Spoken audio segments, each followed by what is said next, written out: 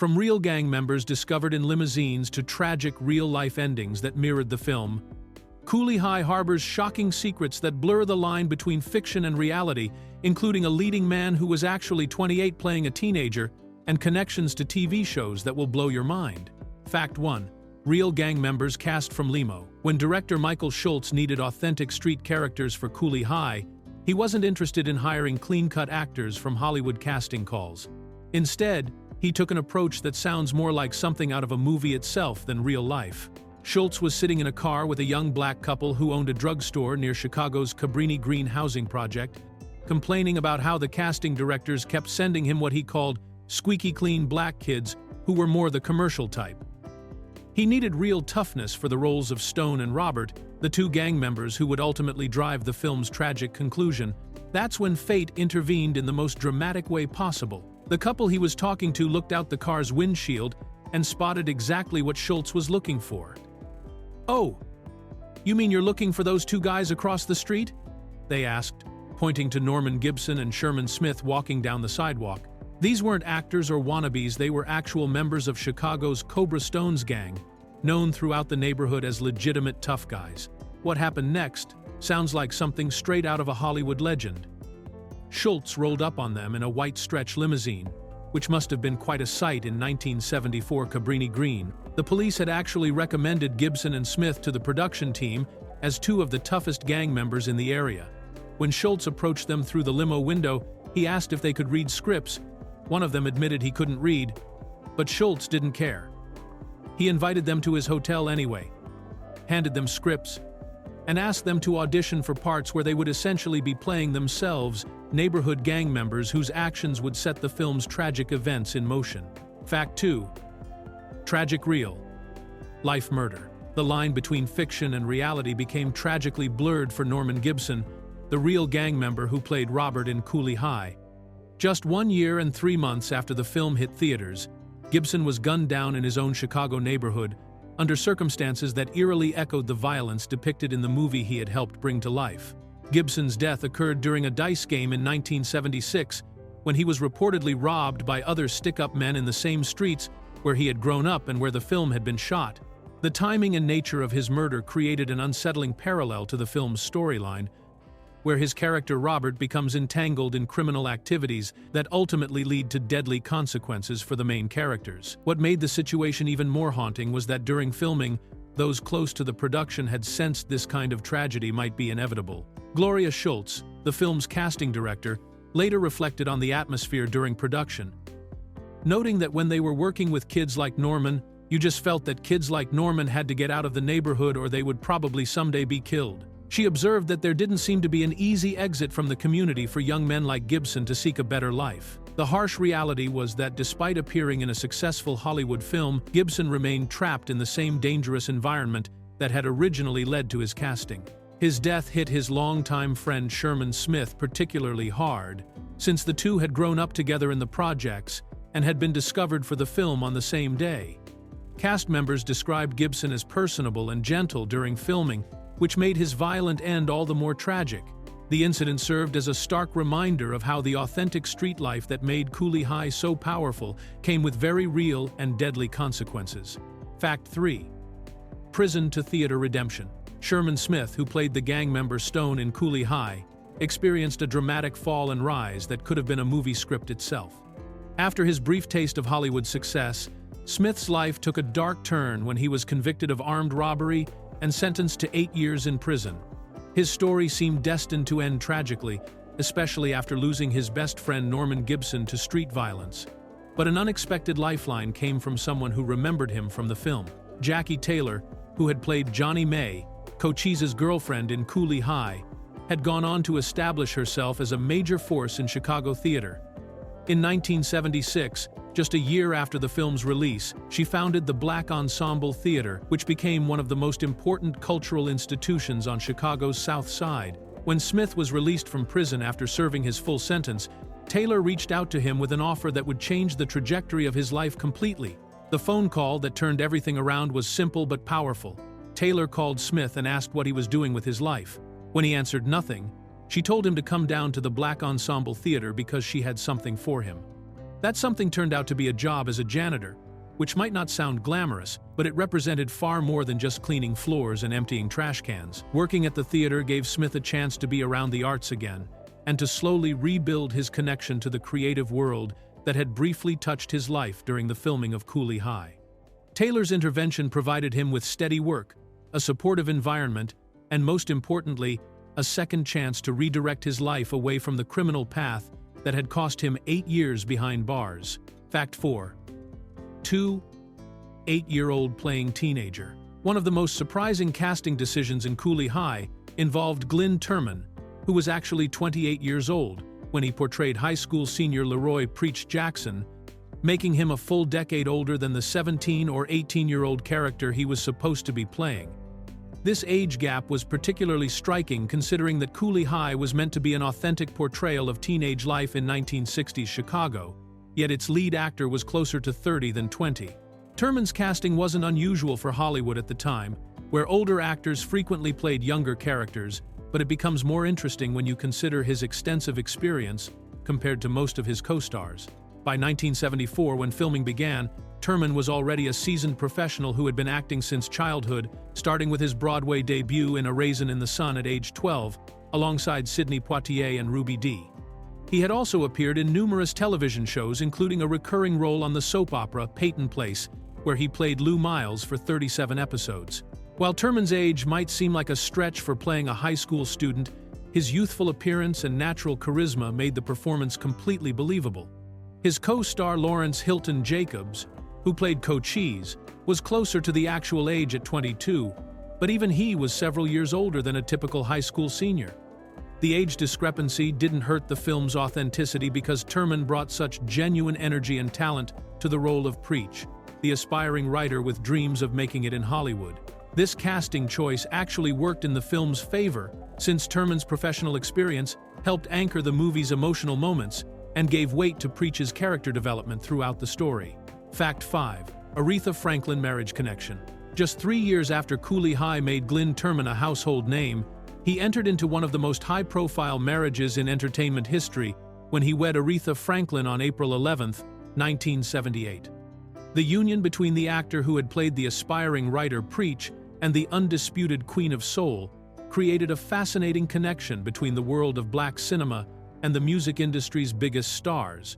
The couple's introduction came through one of Aretha's sons in a moment that sounds almost too perfect to be true. According to Turman, the young man approached him and said, "Glynn Turman, my mother loves you." When Turman asked who his mother was and the child responded that it was Aretha Franklin, Turman's reaction was simply, "Whoa."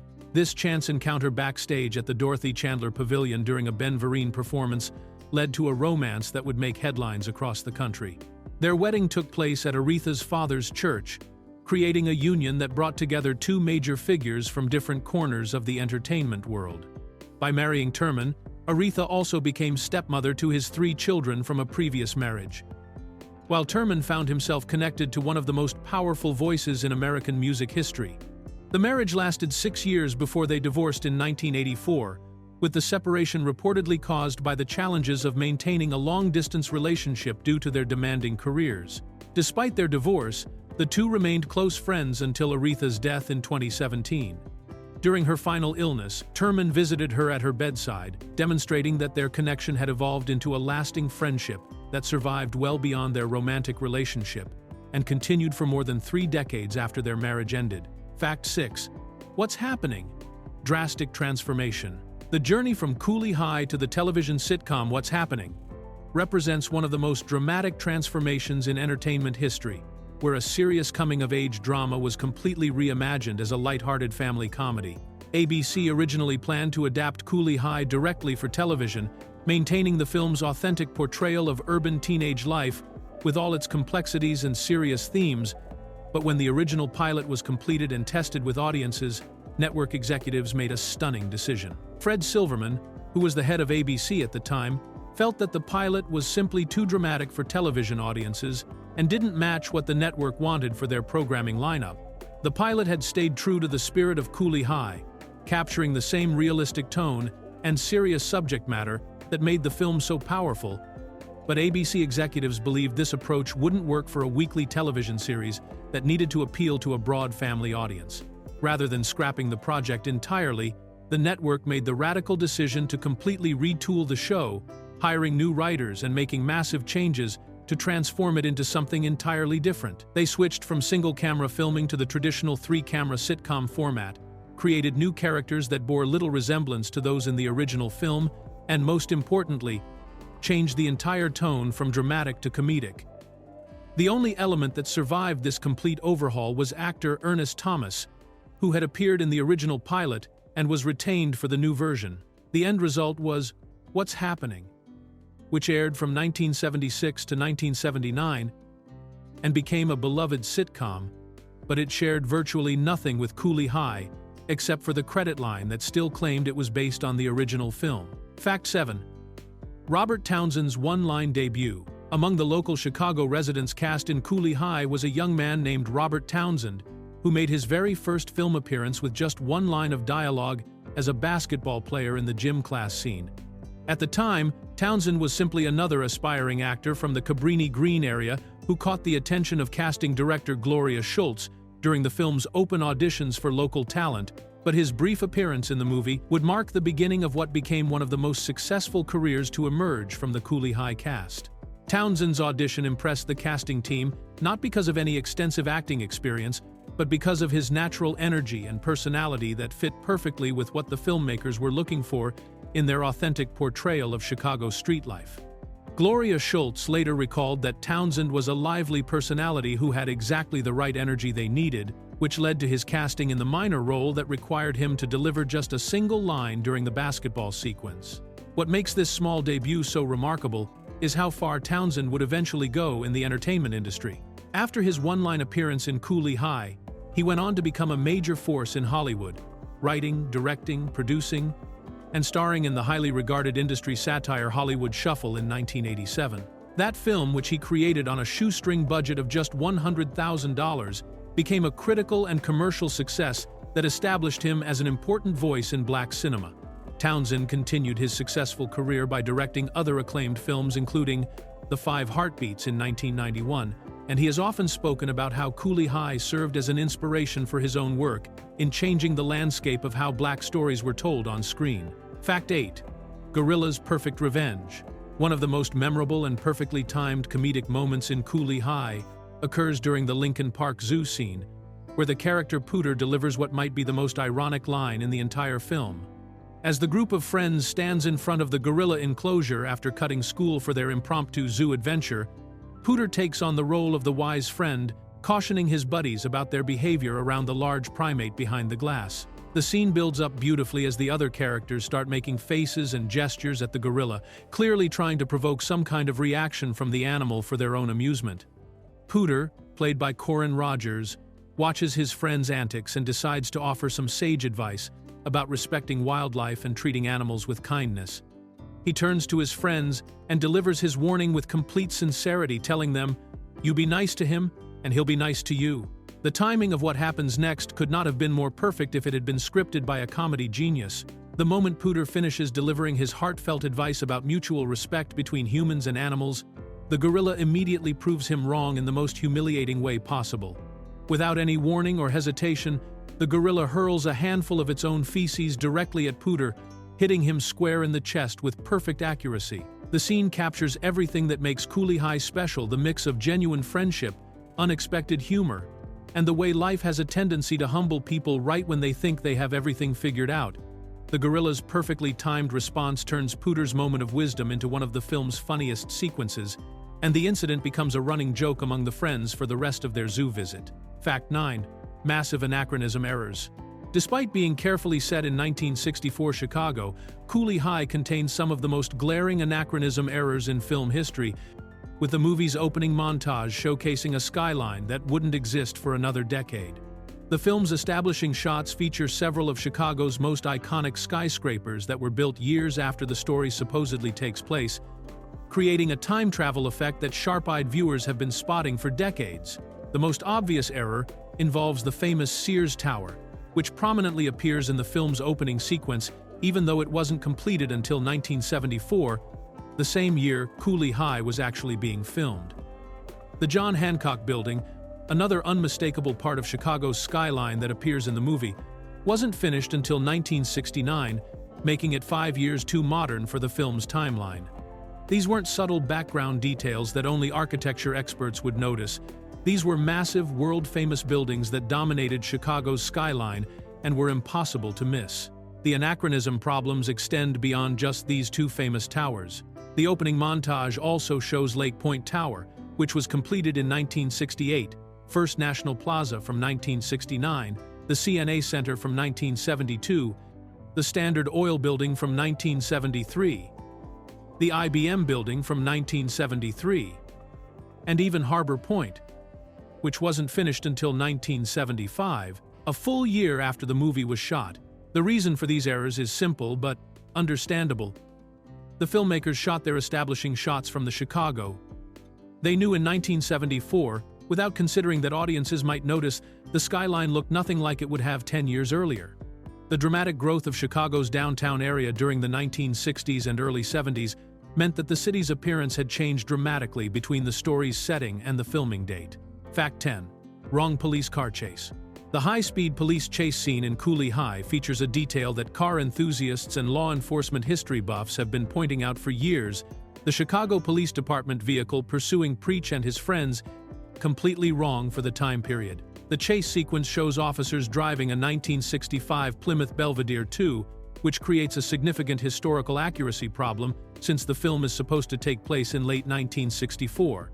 At first glance, this might seem like a minor issue since a 1965 model car could theoretically be correct if the story was set in the latter part of 1964, when new model year cars typically become available.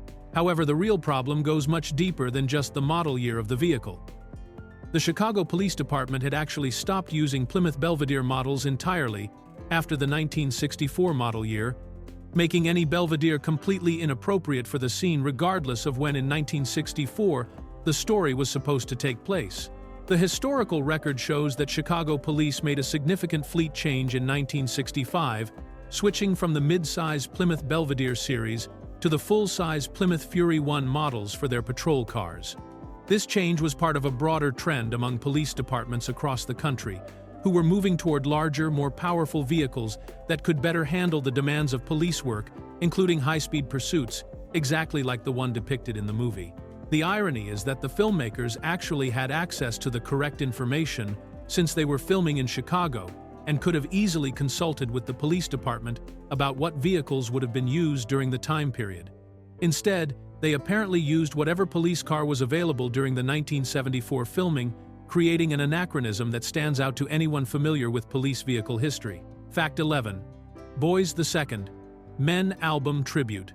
Nearly 2 decades after Cooley High first hit theaters, the film's cultural impact reached a new generation through one of the biggest R&B groups of the 1990s. Boys the Second Men, the Philadelphia-based vocal quartet that would go on to become one of the best-selling music groups of all time, it paid direct homage to the movie by naming their debut album Cooley High Harmony in 1991, creating a clever play on words that combined the film's title with their signature harmony-driven sound. The tribute went far beyond just the album title, as Boys the Second Men also recorded their own version of the film's most emotionally powerful song, It's So Hard to Say Goodbye to Yesterday, which had been written specifically for Cooley High by Freddie Perrin and Christine Yarian, and originally performed by G.C. Cameron. The song had served as the perfect soundtrack for the film's tragic ending, playing during the funeral scene that left audiences devastated, and it had become one of the most memorable musical moments from the movie. Boys the Second Men's cover version transformed the song into something entirely new while maintaining the emotional weight that made it so powerful in the original film. Their harmony-rich interpretation became one of their signature songs and helped introduce Cooley High to a whole new audience of young people who might never have discovered the 1975 film otherwise. The success of their version also brought renewed attention to the original movie, creating a bridge between the black cinema of the 70s and the R&B music scene of the 90s. The choice to honor Cooley High in such a prominent way demonstrated how deeply the film had influenced black artists and culture, showing that its impact extended far beyond just movies and into the music world, where its themes of friendship, loss, and growing up continued to resonate with new generations. Fact 12. Screenwriter's childhood cowboy inspiration. The driving force behind Eric Monte's lifelong mission to create authentic black heroes on screen can be traced back to a devastating moment when he was just 5 years old, playing outside his building in Chicago's Cabrini Green housing project. Monte was riding his makeshift hobby horse, which was nothing more than a broomstick that he used to gallop around and act out his favorite cowboy adventures, completely absorbed in his imaginative play as he pretended to be his biggest hero from the movies. A white man walking by noticed the young boy's enthusiastic play and asked him a simple question: "Who are you supposed to be?" Monte, filled with the confidence and excitement that only a 5-year-old can muster, reared back on his broomstick horse and proudly announced, "I'm the Lone Ranger." He had been captivated by the masked hero's adventures and saw no reason why he couldn't embody that same heroic spirit in his own backyard games. The man's response shattered Monte's innocent fantasy in a way that would stick with him for the rest of his life. "You can't be the Lone Ranger," the man told him bluntly. "He's white. Everything about him is white, including his horse." This harsh reality check forced the young Monte to take a closer look at all the other cowboys he admired on the silver screen, including Roy Rogers, Gene Autry, and Hopalong Cassidy, and he suddenly realized they were all white men in an era when shows like Amos and Andy dominated black representation on screen. This childhood moment planted the seed that would eventually grow into Monte's determination to create black characters who could serve as heroes and role models, leading directly to his work on shows like Good Times and ultimately to writing Cooley High. Fact 13. 1,700% box office return. Cooley High represents one of the most spectacular financial success stories in 1970s cinema, turning a shoestring budget into massive profits that would make any studio executive's dreams come true. The film was produced for under $750,000, which was considered a relatively modest budget even by 1970s standards, but it went on to earn $13 million at the domestic box office, creating a return on investment that reached nearly 1,700%. To put this incredible success into perspective, most Hollywood films are considered profitable if they earn back 2 to 3 times their production budget, which would have meant Cooley High needed to make somewhere between $1.5 to $2.25 million to be deemed successful. Instead, the film earned more than 17 times its original budget, making it one of the top 30 highest-grossing films of 1975, and establishing it as a genuine blockbuster hit that nobody saw coming. The financial success was particularly remarkable because Cooley High was an independent film that didn't have the marketing muscle or wide distribution network of major studio releases. American International Pictures, which distributed the film, was known for producing low-budget movies that appealed to specific audiences rather than trying to compete with big-budget Hollywood productions. The fact that a small, authentic story about black teenagers in Chicago could generate such massive profits proved that audiences were hungry for stories that reflected real experiences rather than just expensive spectacle. This extraordinary return on investment helped establish Michael Schultz as a bankable director and demonstrated to Hollywood that films focusing on black experiences could be both critically acclaimed and financially successful, paving the way for future projects that might have otherwise struggled to find funding. Fact 14. Filmed in wrong housing project. Despite being specifically set in Chicago's notorious Cabrini Green housing project, where screenwriter Eric Monte had actually grown up and based his story, the majority of Cooley High was filmed at a completely different Chicago area housing project for purely practical reasons. This behind-the-scenes decision created an interesting situation where the film's most authentic element, its connection to the real Cabrini Green experience, was actually shot somewhere else entirely. The decision to film elsewhere wasn't made lightly, considering how important Cabrini Green was to the story's authenticity and emotional core. Monte had drawn directly from his childhood experiences, living in the towering red brick and beige concrete buildings that housed thousands of Chicago's residents on the city's north side, and the specific environment of Cabrini Green was integral to the characters and situations he had created for the screenplay. However, when it came time for actual production in the fall of 1974, the filmmakers encountered logistical challenges that made shooting primarily at Cabrini Green impractical for their 6.5-week filming schedule. The alternative housing project they chose provided similar visual elements and architectural features that could convincingly stand in for Cabrini Green on screen, while offering better access for equipment, more cooperative scheduling arrangements, and fewer disruptions to the filming process. The irony is that audiences watching the film had no idea they weren't seeing the actual location that inspired the story, since the substitute housing project looked remarkably similar to Cabrini Green and captured the same urban environment that Monty wanted to portray. Some scenes were still shot at the actual Cabrini Green location and other authentic Chicago sites like Navy Pier and the Gold Coast area, but the primary residential footage came from the alternative housing project that served as the film's main backdrop. Fact 15. Writer's Hollywood downfall and lawsuit. Eric Monte's career reached its peak with Cooley High, but what should have been the beginning of a long and successful Hollywood journey instead became the start of a devastating downward spiral that nearly destroyed his life. After creating What's Happening, as a television adaptation loosely based on his film, Monte became increasingly frustrated with what he saw as systematic theft of his creative ideas by some of the most powerful people in the entertainment industry, including Norman Lear, who was known as one of television's most respected producers. In 1977, Monte filed a major lawsuit accusing Lear and other producers and networks of stealing his concepts and characters without giving him proper credit or compensation. The legal battle was intense and drawn out, but Monte ultimately prevailed, winning a settlement reportedly worth $1 million, which should have set him up financially for years to come and validated his claims about the theft of his intellectual property. However, winning the lawsuit came with a devastating cost that Monte never anticipated. According to director Michael Schultz and others who knew Monte during this period, he was effectively blackballed from Hollywood after taking on such powerful figures in the industry.